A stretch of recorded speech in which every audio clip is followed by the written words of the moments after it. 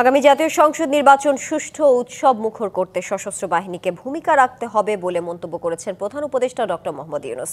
সেনাকুঞ্জে সশস্ত্র বাহিনী দিবসের আয়োজনে সকল দেশের প্রতি বন্ধুত্বপূর্ণ সম্পর্কের তাগিদ দিয়ে কেউ আগ্রাসী হলে তা মোকাবেলার জন্য প্রস্তুত থাকার কথাও বলেন প্রধান উপদেষ্টা।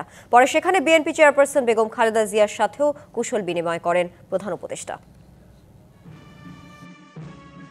শুক্রবার বিকালে সশস্ত্র বাহিনী দিবস উপলক্ষে সেনাকুঞ্জে আয়োজন করা হয় অনুষ্ঠানের। এতে অংশ নেন প্রধান উপদেষ্টা ডক্টর মোহাম্মদ ইউনূস।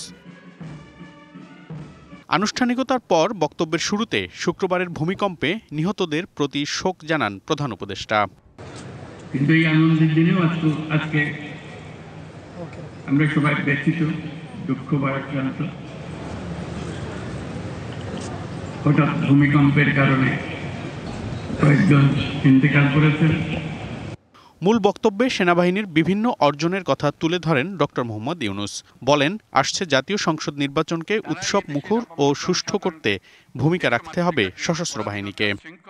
বাংলাদেশের গণতান্ত্রিক উত্তরণে আসন্ন নির্বাচন একটি গুরুত্বপূর্ণ অধ্যায় হিসেবে বিবেচিত হবে।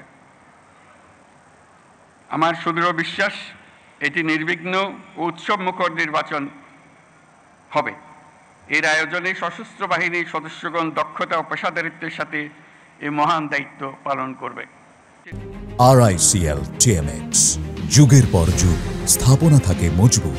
সব দেশের সাথে বন্ধুত্বপূর্ণ সম্পর্কের কথা উল্লেখ করে কেউ আগ্রাসী হলে তার জন্য প্রস্তুত থাকার আহ্বানও জানান ডক্টর মোহাম্মদ ইউনূস।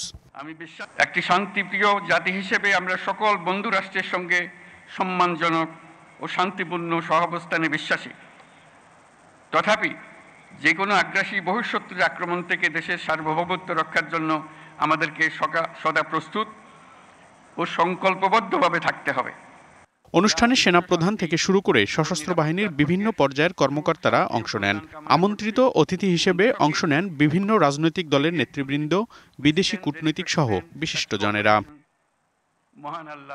পরে বিএনপি চেয়ারপারসন বেগম খালেদা জিয়া অনুষ্ঠানস্থলে পৌঁছালে তার সঙ্গে কুশল বিনিময় করেন প্রধান উপদেষ্টা ডক্টর মোহাম্মদ ইউনূস। নির্বাচন সহ আরও কিছু বিষয়ে তাদের মধ্যে আলোচনা হতে পারে বলে মনে করছেন অনেকেই। মনিরুল সোহাগ, ডিবিসি নিউজ, ঢাকা।